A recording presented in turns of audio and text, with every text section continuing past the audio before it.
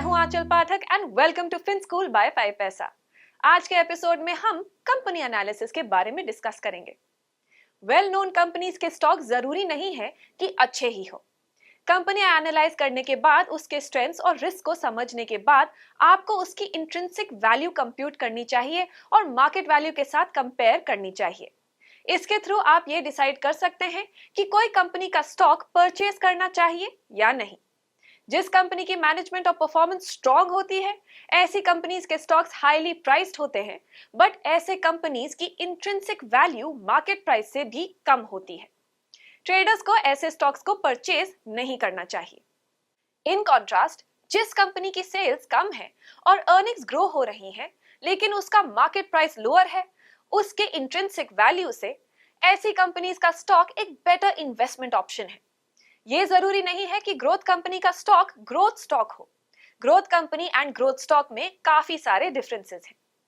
तो चलिए अब हम समझते हैं ग्रोथ कंपनीज और ग्रोथ स्टॉक्स के बीच के डिफरेंसेस क्या हैं। ऐसी कंपनीज जो कंसिस्टेंटली अपने सेल्स और अर्निंग्स को अबव एवरेज ग्रो कर पाती हैं, उनको ग्रोथ कंपनीज कहते हैं।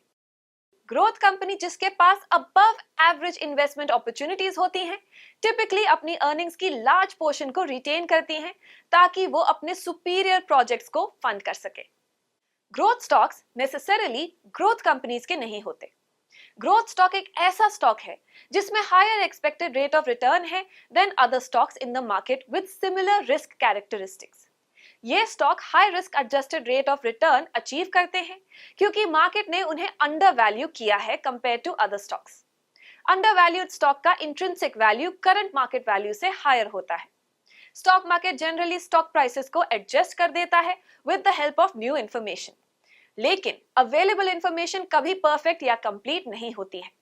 इसीलिए इम्परफेक्ट या इनकम्प्लीट इंफॉर्मेशन से स्टॉक अंडर वैल्यूड या ओवर वैल्यूड रह जाते हैं at a given point of time. Next is defensive companies and stocks. Defensive companies वो होती हैं जिनकी फ्यूचर अर्निंग्स इंपैक्ट नहीं होती in spite of the economic downturn. ऐसी कंपनीज में लो बिजनेस रिस्क होते हैं और फाइनेंशियल रिस्क भी लो होते हैं। टिपिकल एग्जांपल है फास्ट फूड चेन्स या फिर ग्रोसरी स्टोर्स फर्म्स का जो बेसिक नेसेसिटीज सप्लाई करती हैं।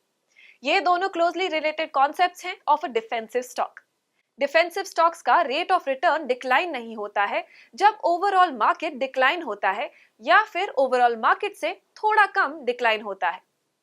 स्टॉक जिसका लो या फिर नेगेटिव सिस्टमैटिक रिस्क होता है उसे डिफेंसिव स्टॉक कहते हैं क्योंकि इन स्टॉक्स के रिटर्न्स पे कोई इंपैक्ट नहीं होता even in the bear market.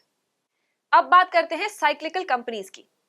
Cyclical companies की सेल्स और अर्निंग्स हेविली इन्फ्लुएंस्ड होती हैं by the aggregate business activity. Examples हैं स्टील कंपनीज, ऑटो या फिर हैवी मशीनरी इंडस्ट्रीज। ऐसी कंपनीज आउट परफॉर्म करती हैं विद अदर फर्म्स जब इकोनॉमिक एक्सपेंशन होता है और सीरियसली अंडर परफॉर्म करती हैं ड्यूरिंग इकोनॉमिक कॉन्ट्रैक्शंस। ये volatile earning pattern typically business risk का फंक्शन है। साइक्लिकल स्टॉक चेंजेस एक्सपीरियंस करते हैं in the rate of returns जो ग्रेटर है than the overall market rate of returns. CAPM के हिसाब से इन स्टॉक्स का हाई बेटा होता है। CAPM का मतलब है capital asset pricing model. CAPM model के थ्रू हम expected rate of return of an asset और एन इन्वेस्टमेंट को कैलकुलेट कर सकते हैं। साइक्लिकल कंपनी का स्टॉक नेसेसरीली साइक्लिकल नहीं होता।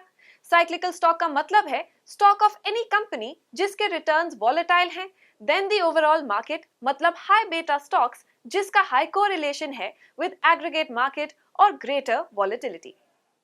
अब बात करते हैं स्पेक्युलेटिव कंपनीज के बारे में। स्पेक्युलेटिव कंपनीज वो कंपनीज हैं जिनके एसेट्स में ग्रेट रिस्क इन्वॉल्व होती हैं पर हाई रिटर्न्स भी पॉसिबल होते हैं। A good example of a speculative firm is an oil exploration company. Speculative stock की high probability होती है of negative या फिर low returns और low probability होती है for normal या high rate of returns.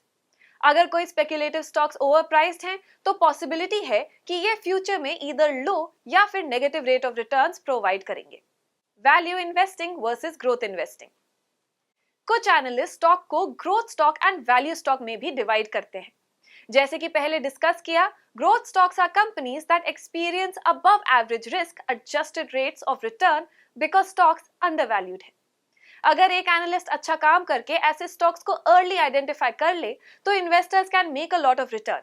Value stocks वो होते हैं जो अंडर वैल्यूड हैं because of reasons that are not related to earnings growth. ये जनरली एनालिस्ट आइडेंटिफाई कर सकते हैं by looking at the price to earnings और price to book value ratios. Lower these ratios, more returns the stock gives. So guys, thank you so much for watching this video. मैं मिलूंगी आपको fin school के अगले episode में। अगर आपको ये वीडियो पसंद आया, then do let us know in the comments below and please share it with your friends and family.